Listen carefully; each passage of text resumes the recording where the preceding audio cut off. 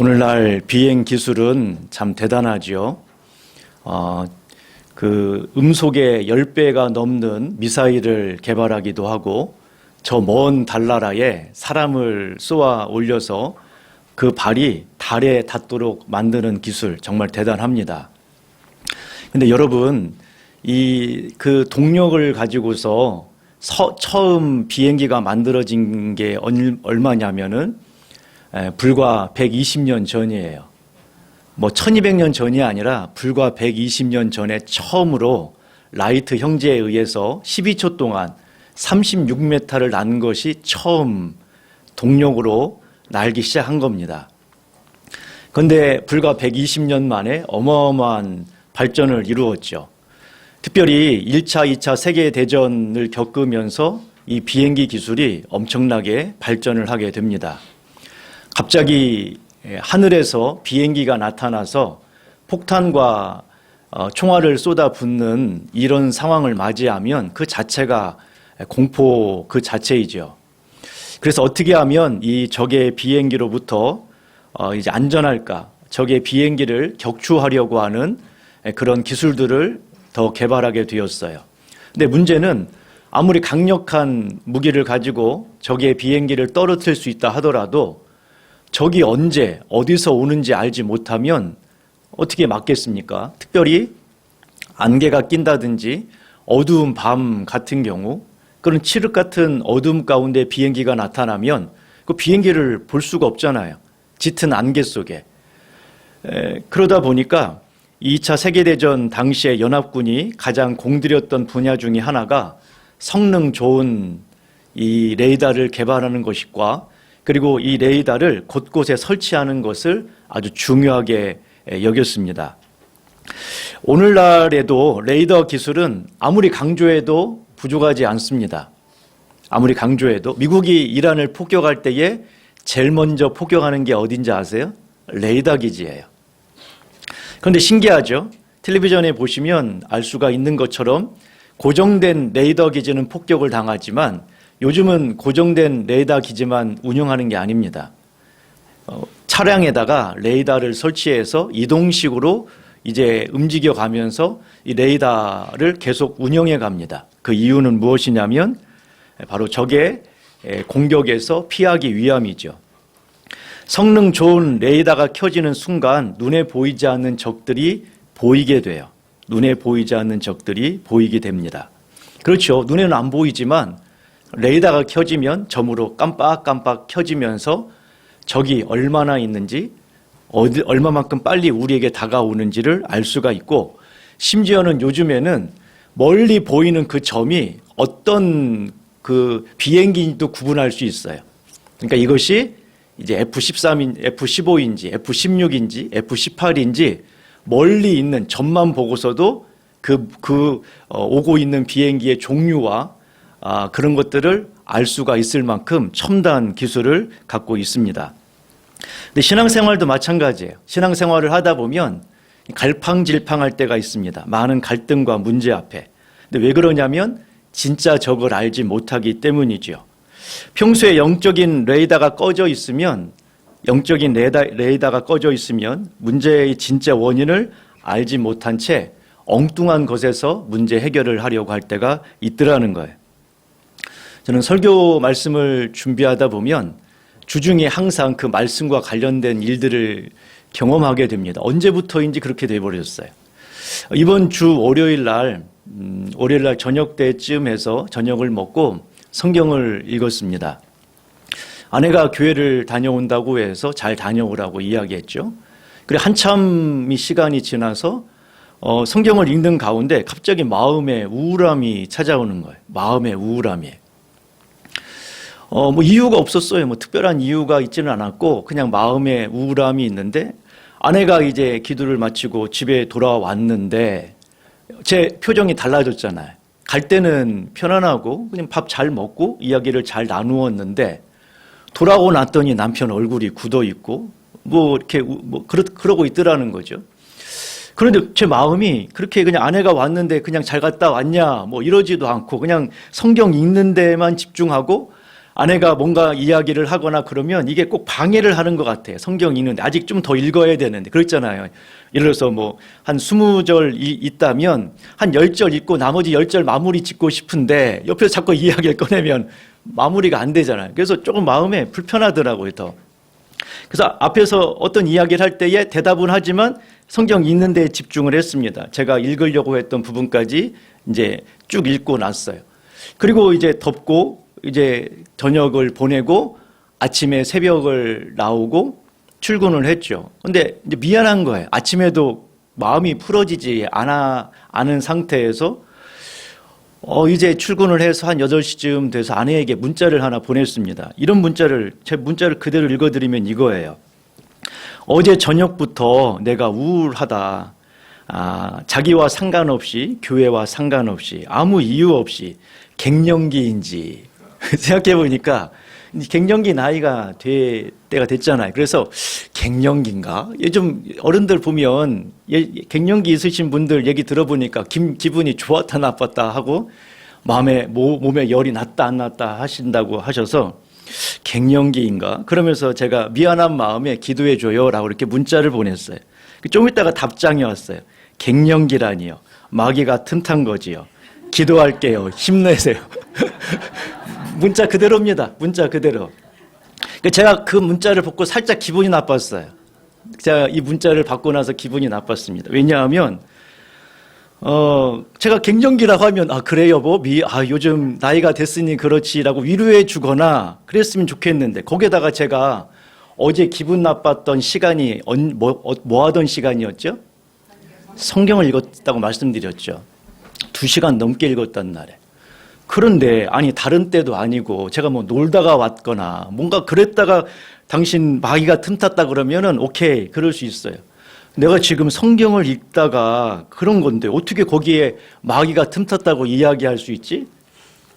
알지도 못하면서 이런 생각을 했단 말이에요.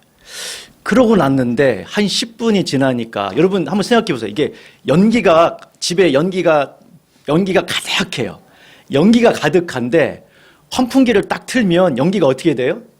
쏙 빠져나가죠. 근데 10분 정도 지나고 났더니 제 마음에서 어제 저녁 한 9시부터 시작했던 그 우울한 감이 쑥 빠져나가는 거예요.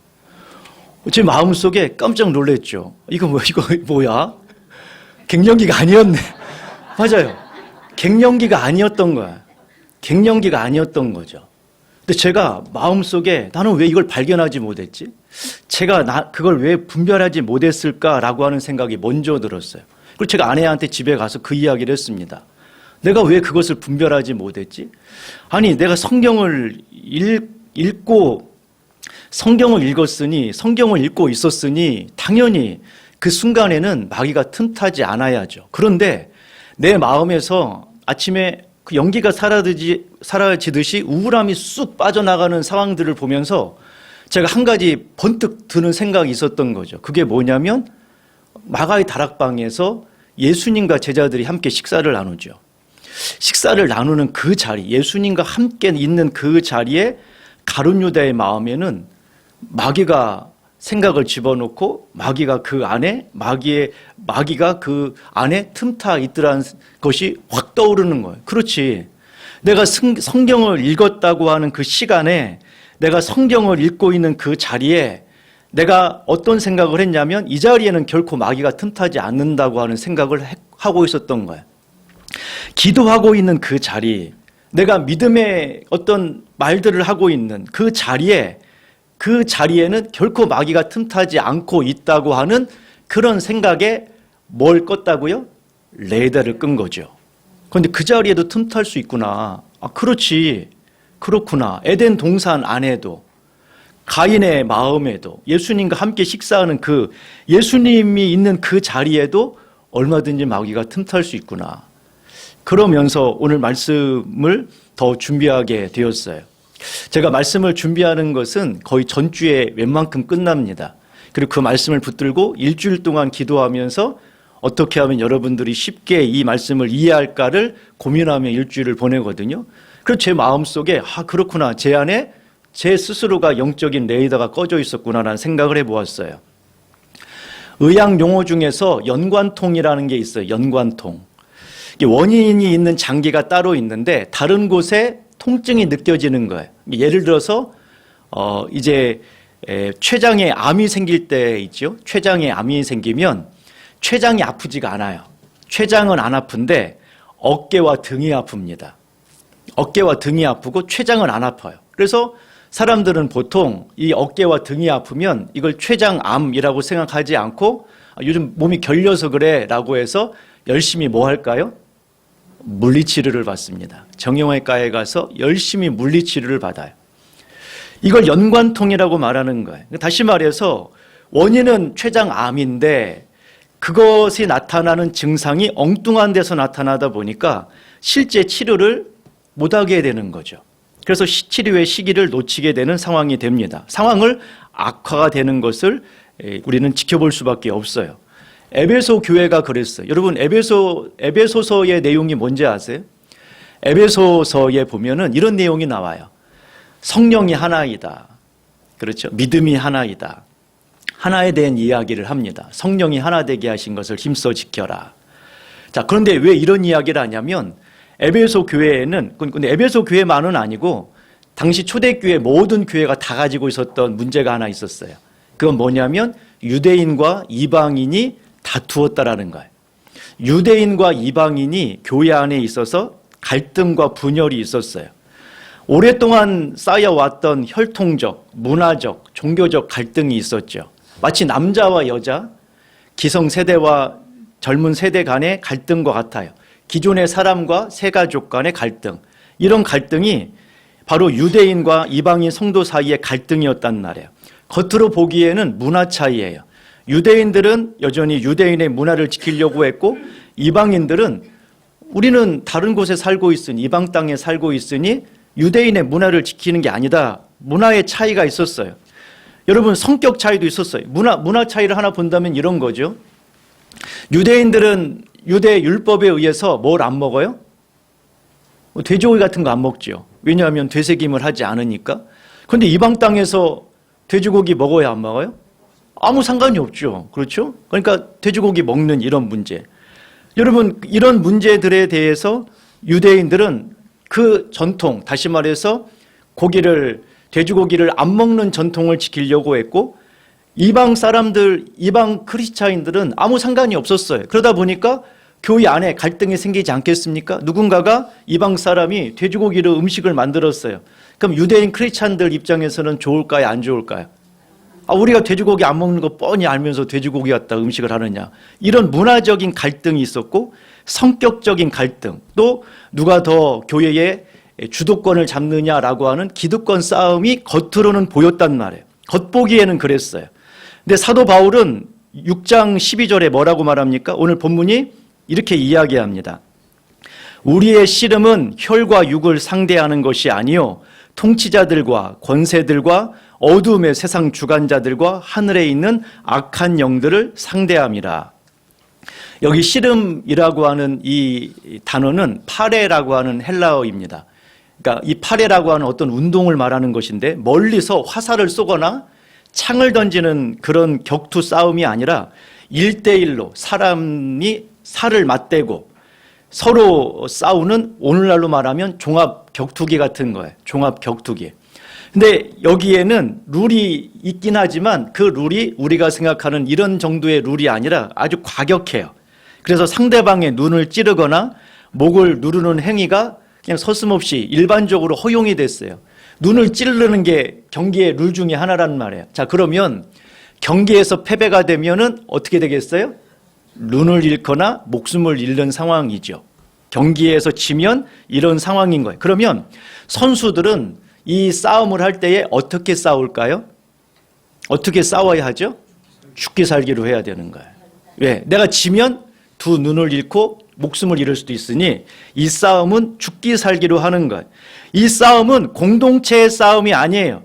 그러니까 다시 말해서 주님의 교회가 이기면 나도 이기네 이런 거 아니라는 거예요. 이건 개인적인 싸움이고 치열한 싸움이에요. 마귀가 한 사람씩 붙어서 싸우고 있단 말이에요. 이 싸움에서 지면 치명상을 입게 돼요. 그런데 여기서 중요한 게 있어요. 여기 권세들이라는 단어가 있죠. 권세들.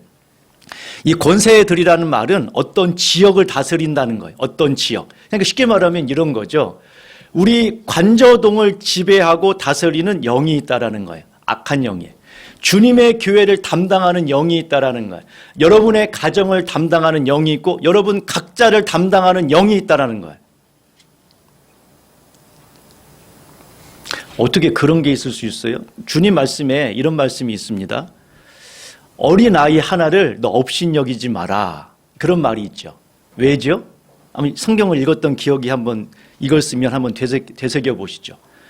어린아이 하나를 너 업신여기지 마라. 왜냐하면 그의 천사가 매일 하나님을 뵙는다. 그러니까 여러분들을 전담하는 뭐가 있다는 얘기예요? 천사가 있단 말이죠. 어린아이 하나도 업신여기지 마. 그의 천사가 매일 주님께 그날 있었던 일을 보고한다. 그 얘기를 뒤집어서 말할게. 여기 얘기하는 것처럼 권세들이 있다. 권세. 그 지역을 다스리는 영들이 있다. 그러니까 한마디로 말하면 여러분들을 1대1 그 카바에서 돕는 천사가 있는가 하면 여러분들을 무너뜨리고 지옥으로 끌고 가려고 하는 1대1 카바가 되는 악한 영도 있더라는 거예요. 그런데 이 싸움이 사람의 싸움이 아니라 영의 싸움이라고 말하고 있어요. 너희의 싸움은 사람의 환경에 대한 것이 아니다. 여기 혈과 육이라는 것은 피와 살이란 말인데 그냥 단순하게 말하면 사람을 말하는 것이고 더 넓게 말하면 환경을 포함하는 거예요. 환경을 포함하는 거죠. 우리의 진짜 싸움은 눈에 보이는 사람이나 환경이 아니라 그 배후에 역사하는 마귀와 악한 영들이라는 거예요. 자, 그러면 여기서 생각해 보죠. 에베소 교회뿐만 아니라 초대교회 모든 교회가 나타났던 것은 유대인 크리스찬과 이방인 크리스찬들 사이의 갈등이라고 말씀드렸어요. 모든 교회가 다 가지고 있었어요. 그런데 여기서 중요한 것은 하나님의 뜻이 뭐냐는 거예요. 하나님의 뜻. 자, 하나님께서는 우리가 로마서뿐만 아니라 에베소서에서도 이야기하는 것처럼 하나님께서는 십자가라고 하는 걸 통해서 십자가를 통해서 하나님과 원수된 우리를 어떻게 하셨어요? 하나 되고 화목하셨어요. 그렇죠? 십자가라는 걸 통해서. 십자가를 통해서 하나님과 우리 사이를 화목시키고 십자가를 통해서 이방인 크리스찬과 유대인 크리스찬을 모았단 말이에요. 그래서 그들이 하나 되도록 하신 거예요. 이게 누구의 뜻이라고요? 하나님의 뜻이죠. 이방인 크리스찬을 부르시고 유대인 크리스찬을 불러서 그들이 하나님 안에서 한 형제가 되도록 하신 거란 말이에요. 자, 그런데 문제는 여러분 여기에서 유대인 성도들과 이방인 성도들이 분열을 하고 갈등이 있었는데 그들은 이 하나님께서 세우신 이 하나됨, 하나님과 우리 사이, 사람과 사람 사이의 하나됨이 아니라 갈등의 원인을 뭐라고 보았다고요? 문화 차이, 성격 차이, 기득권 싸움으로 이해를 했다라는 거예요. 실제 싸움은 이 원인은 무엇이었는데 하나님과 우리 사이를, 사람과 사람 사이를 갈라놓으려고 하는 영적인 문제였는데, 그러니까 쉽게 말하면 연관통이었던 거죠. 실제 원인은 악한 영으로부터 온 것이었는데 사람들은 단순하게 이것을 문화와 성격 차이로만 이해하고 사람과 사람 사이의 싸움만 커지고 있었던 거예요. 우리의 실제 싸움은 영적인 싸움입니다. 영적인 싸움이라는 거예요. 여러분, 세계 역사상 가장 피해가 컸던 위조 지폐가 뭔지 아세요? 세계 역사상 가장 피해가 큰 위조 지폐, 달러에 대한 위조 지폐였는데 슈퍼노트라고 하는 위조 지폐입니다. 어디서 만들었을까요? 가까운 데서 만들었어요. 어디서 만들었을까요? 북한에서 만들었어요. 북한에서 만든, 그래서 유통시킨 위조 달러입니다. 위조 지폐가 아주 시커먼 종이에다가 엉성하게 만들었다면 그러면 얼마든지 분별할 수 있겠죠. 그런데 이 슈퍼노트는 얼마나 잘 만들어졌냐면 일반인은 물론이고 웬만한 은행의 감별기를 그냥 통과해요. 은행에서 우리 돈을 쭉 하다 보면은 탁탁 걸리는 거 있잖아요. 이거 가짜다라고 하는데, 그런데 이 슈퍼노트는 일반 은행에서 사용하는 그 감별기를 그냥 이거 좋은 건강한 그런 돈이라고 통과를 시킨다는 거예요. 수많은 은행과 사람들이 속아 넘어갔죠. 이런 슈퍼노트와 같은 더 정밀한 이 정교한 지폐들은 더 정밀한 감별기가 필요합니다. 그렇죠? 그것을 분별할 수 있는 감별기가 필요하다는 거예요. 많은 사람이 마귀하면 아주 흉측한 모습을 해가지고서 우리에게 무서운 모습을 다가온다고 상상을 합니다. 그래서 그런 모습을 오면 우리가 쉽게 알아채고 우리가 피할 거라고 생각을 하죠. 하지만 성경에는 마귀의 정체를 그렇게 말하지 않아요. 자, 고린도후서 11장에 뭐라고 말하냐면 이것은 이상한 일이 아니다. 사단도 자기를 광명한 천사로 가장한다. 사단이 자기 자신을 광명한 천사로 가장한다는 거예요. 예수님은 마귀를 뭐라고 표현한지 아세요? 마귀를 이렇게 표현했어요. 그는 처음부터 살인한 자요, 진리가 그 속에 없으므로 진리에 서지 못하고 거짓을 말할 때마다 제 것으로 말하나니 이는 그가 거짓말장이요 거짓의 아비가 되었습니다. 자, 아까 마귀가 뭐라고요? 거짓말쟁이고 거짓의 아비라는 거예요. 그러면 세상에서 우리가 만나는 수많은, 여러분 사기 당해 보셨나요? 사기를 당해 보시면 이게 정신이 없어요, 정신이. 그러니까 사기를 당한 결과를 말하는 게 아니라 과정 속에서는 그게 잘못된 걸 알아야 몰라요. 전혀 몰라요. 사기를 당해 본 사람만 알아. 이게 전혀 문제를 발견할 수 없어요. 왜? 아주 고도로 된 거짓말 때문에 그런 것이죠. 아까 제가 말씀드렸잖아요, 간증으로. 성경을 읽었는데 갑자기 우울한 마음이 들어요. 그런데 갑자기 이유가 없어요. 아니 뭐 특별한 이유가 아무 이유가 없어. 그냥 갑자기 우울함이 들어. 제가 스스로 생각한 거죠. 아, 내가 요즘 갱년기인가? 갱년기인가? 이런 생각이 들었어요. 그런데 여러분, 그게 뭐였다고요? 마귀였단 말. 물론 갱년기로 인하여 생기는 일이 생길 수도 있겠죠. 제가 갱년기를 겪을 수도 있을 거예요. 그런데 적어도 이번 주 월요일에 있었던 그 우울함은 갱년기와 아무 상관이 없는 일이었다라는 거예요. 앞으로 제가 갱년기를 겪고 갱년기를 겪음으로 인해서 우울함이 생길 수는 있어요. 그런데 적어도 월요일에 있었던 그 사건은 갱년기와 상관없는 마귀로부터 온 것이었고 저는 그것을 갱년기라고 들었단 말이에요. 갱년기였나 보다. 그러면 저는 이 우울감을 어떻게 했을까요? 받아들이게 된다는 거예요. 갱년기니까 당연히 받아들여야 되죠. 아니 갱년기니까 그러지 않겠습니까? 그러면 여기서 한 가지 의문이 있죠. 과연 갱년기라고 하는 이 우울감이 다가올 때에 나는 그것을 악한 영으로부터 왔다라는 걸 분별할 수 있냐라는 거예요. 쉬울 거라고 생각하시면 안 됩니다. 아담과 하와는 이 마귀의 거짓말에 속아 선악과를 따먹고 에덴 동산에서 쫓겨났어요. 여러분, 가인은 어떻습니까? 이 마귀에게 속아 동생 아벨을 들로 유인해서 살해했어요. 가룟 유다는 마가의 다락방에서 예수님과 함께 먹고 예수님과 함께 3년을 지냈지만 결국 예수님을 팔고 스스로 자살해버렸어요. 무슨 말입니까? 거짓말을, 이걸 분별하기가 어렵다라는 거예요. 분별하기가 어렵다는 거예요. 우리의 지혜로는, 우리의 능력으로는 분별할 수 없어요. 참 어떤 분이 이런 이야기를 했는데 정말 공감이 많이 돼요. 뭐라고 말했냐면 모두가 하나님을 탓한다. 그런데 마귀를 탓하지는 않는다. 모두가 사람을 탓한다. 그런데 마귀를 탓하는 사람은 없다. 공감하십니까? 저도 그래요. 저도. 하나님을 향하여. 또 그런데 여러분, 진짜 이것이 마귀로부터 왔다. 아까 제가 아내한테 이 사람이 성경을 읽고 있었던 나에게 마귀가 틈탔지요라고 말하다니 위로를 해줘야지. 근데 그게 결국은 이게 인간적으로 생각한 거죠. 인간적으로. 제 레이더가 꺼져 있었던 거예요. 제 레이더가. 인간적으로 보면 얼마나 멋집니까? 얼마나 멋져요? 아, 내가 갑자기 우울감이 생겼네?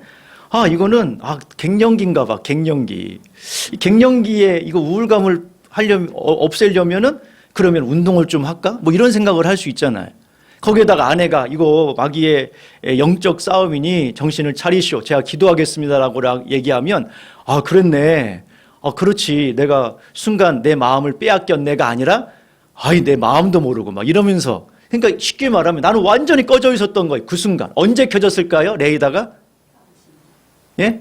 언제 켜졌다고요? 그 레이더가? 내 마음에서 빠져나가는 그 순간 켜진 거예요. 번쩍. 아, 이게 갱년기가 아니었구나. 갱년기가 아니었던 거예요. 여러분, 수많은 악한 영들이 여러분에게 강압적으로 오는 게 아니에요. 멋진 말로 와요. 그럴듯한 말로.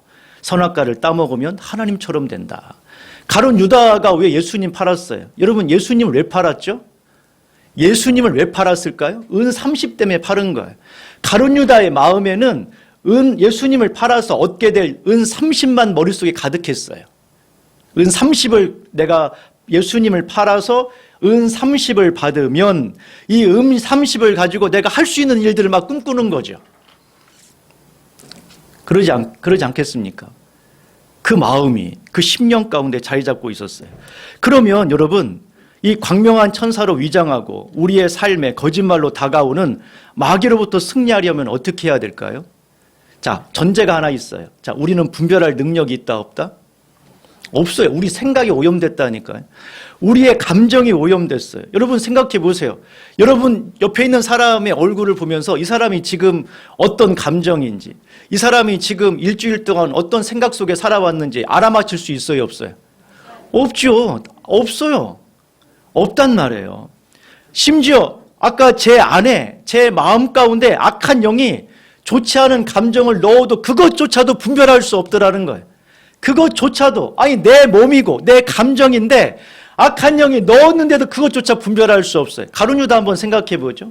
가룟 유다의 마음속에 살짝 넣어줬어요. 얘가 돈을 좋아하니까 예수님을 팔면 너 은 30 생긴다? 은 30이면 몇 천만 원 되거든요. 은 30이. 몇 천만 원이 생긴다라고 하는 돈에 대한 욕심이 있는 가룟 유다를 돈에 대한 욕심이 있는 사람에게 예수님 팔면 은 30이라고 하는 수천만 원이 생긴다라고 하는 생각이 그 안에 자리 잡게 됩니다. 돈에 대한 욕심을 떨치지 않으니, 믿음으로 살지 않으니 마귀가 그 생각을 주었어요. 그러면 그 생각을 주면은 그 생각을 어떻게 해야 돼요? 생각을 어떻게 해야 되죠? 버려야 돼요.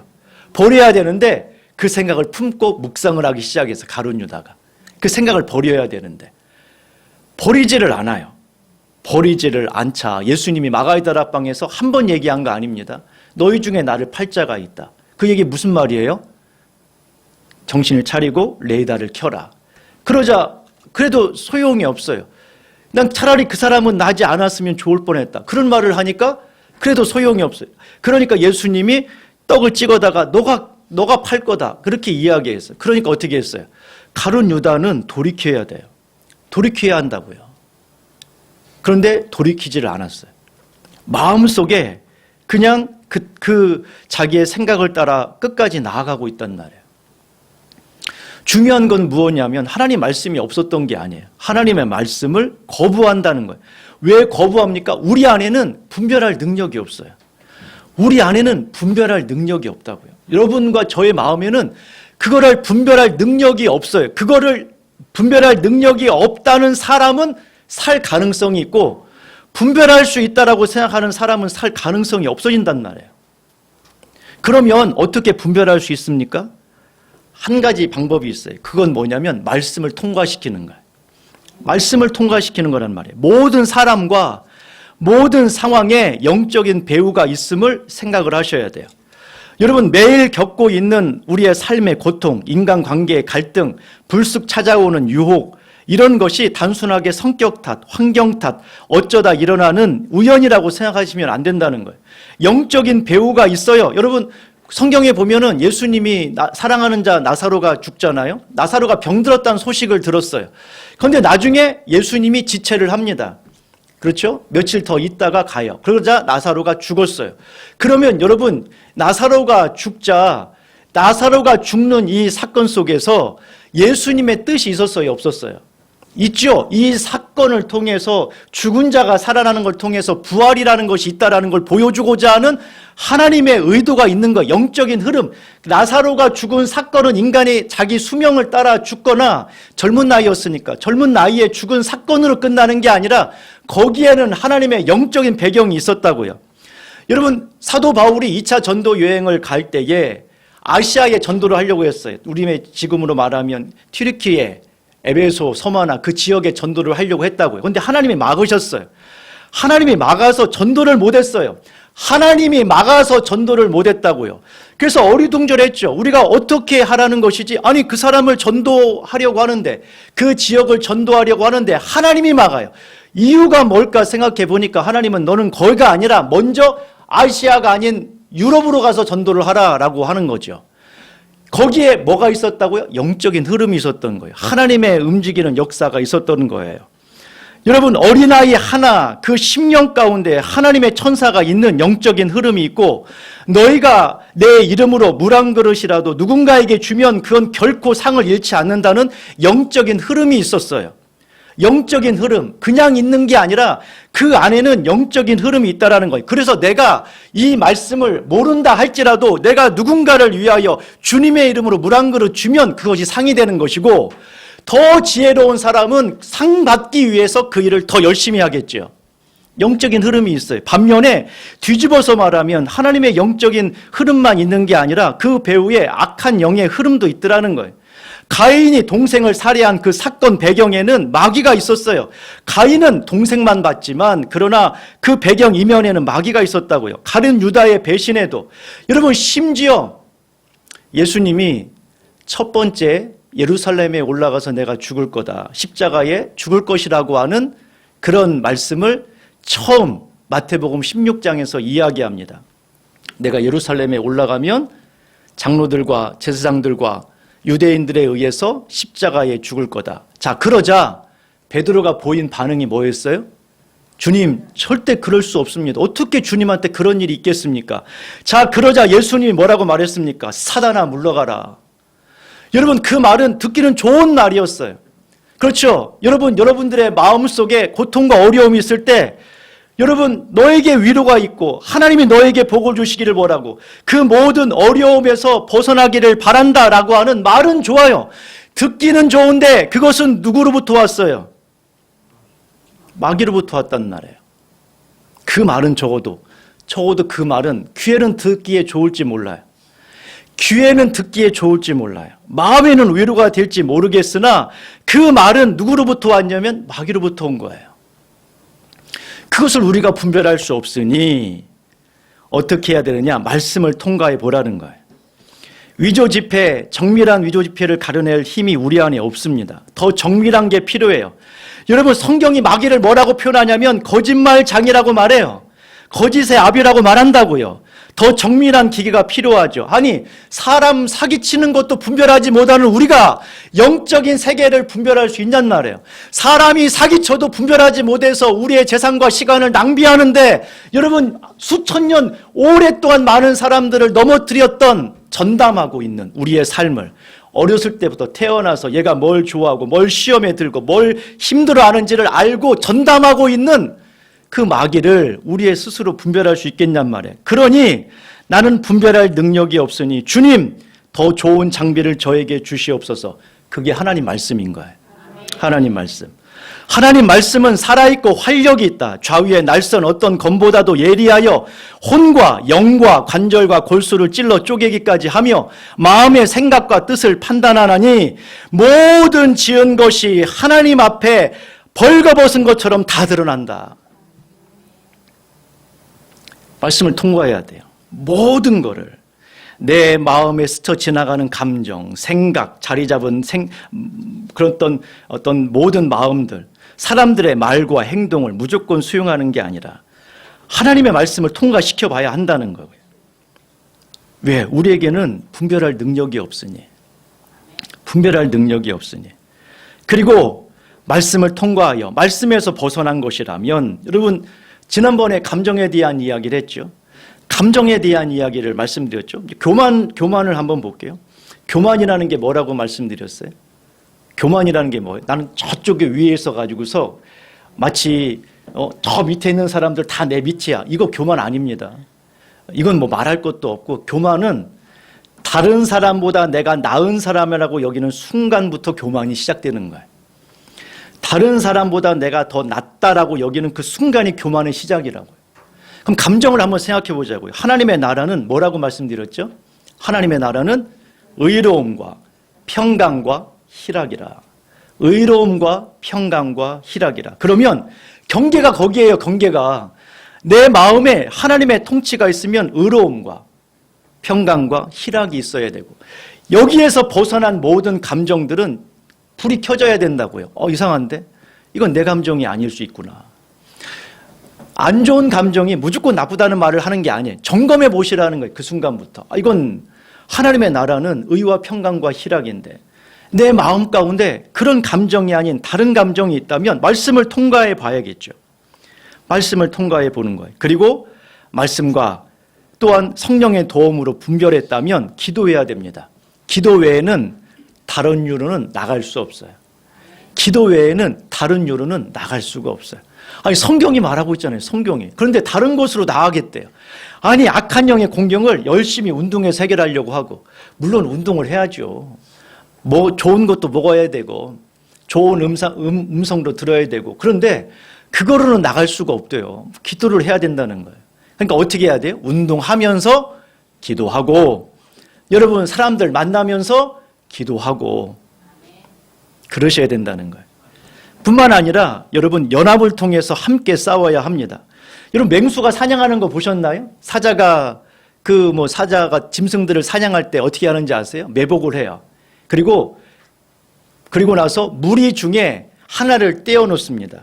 그리고 그 무리를 공격하기 시작합니다. 그 하나를 공격해요.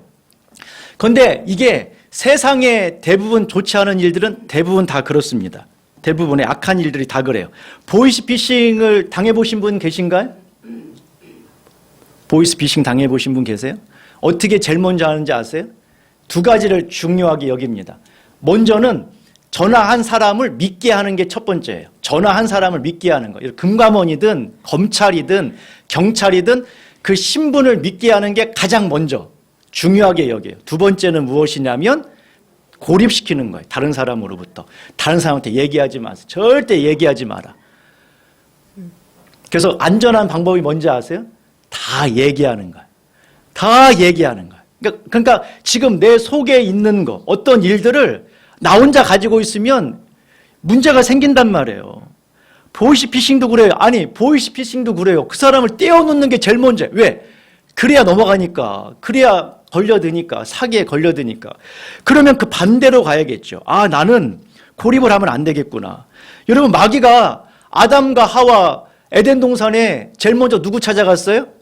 하와 혼자 있을 때 찾아갔어요. 혼자 있을 때 찾아갔다니까요. 가인은 어떻습니까?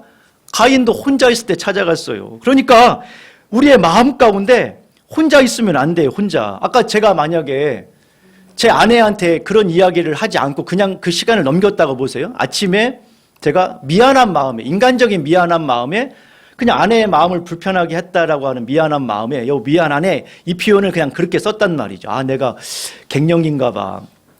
좀 감정이 좀 우울하네. 그러니까 좀 기도해 주세요. 이렇게 이야기를 했어요. 그런데 여러분, 제가 만약에 그 말을 하지 않고 그냥 지냈다고 보세요. 물론 감정은 풀어졌겠죠. 제 마음에 뭐는 풀어졌냐면 그 감정이 계속 가겠습니까? 몇 시간이 됐든 며칠이 됐든 이 우울한 감정은 사라졌겠죠. 그런데 적어도 그 사건을 통해서 한 가지 일은 발생을 했어요. 제 아내의 마음을 불편하게 만들어 버렸죠. 그렇죠? 그러니까 제 마음속에 그 사건이 일어나는 걸 통해서 그냥 제가 한마디도 말하지 않았다면 아내의 마음도 불편해졌겠고 제 마음도 그냥 갱년기라고 생각하면서 살아갔겠죠. 그런데 제가 그냥 제 아내에게 그런 이야기를 했어요. 내가 갱년기인 것 같아. 그때 아내가 그 레이더가 켜져 있었던 아내가 정신 차리라란 말을 한 거예요. 정신 차려라.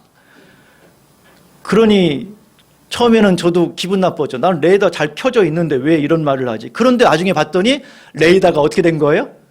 꺼져 있는 거예요. 꺼져 있어. 꺼져 있었던 거예요. 켜져 있는 줄 알았어요. 켜져 있는 줄 알았는데 꺼져 있었어요. 제 레이더가. 여러분의 레이더는 켜져 있습니까? 여러분의 레이더는 켜져 있나요? 여러분, 악한 영들의 공격을 분별할 능력이 있으신가요? 분별할 능력이 있다면 무엇으로 분별하고 계신가요? 만약에 지난 일주일 동안 여러분의 마음에 사단이 하나도 공격하지 않았다면 둘 중에 하나일 거예요. 여러분들은 누구보다도 믿음이 좋든지 사단이 도저히 공격할 수 없는 정말 믿음이 좋은 사람이거나 아니면 수없이 제가 월요일날 겪었던 그 일처럼 수없이 공격을 당했으나 내가 공격당한 걸 모른 채 나 자신의 삶이 무너지고 주변 사람들을 공격했던지 둘 중에 하나이겠죠. 그래서 여러분 말씀을 정리해 보면 모든 사람과 모든 일에는 영적인 배후가 있다는 사실을 기억하시고 모든 사람과 모든 일에는 영적인 배후가 있어요. 항상 하나님의 사람만 되는 건 아니에요. 제가 그 순간에 마귀의 마음에 빼앗겼던 사람이 되었던 것처럼 매 순간마다 하나님 말씀을 통과시켜서 말씀의 거울로 내 자신을 보지 않으면 안 된다는 거예요. 그리고 혼자는 싸울 수가 없어요. 그래서 주변 사람들에게 함께 연합을 해서 함께 이겨나가야 된다는 거예요. 여러분의 심령과 마음속에 이 영적인 레이더가 켜지기를 간절히 소망합니다.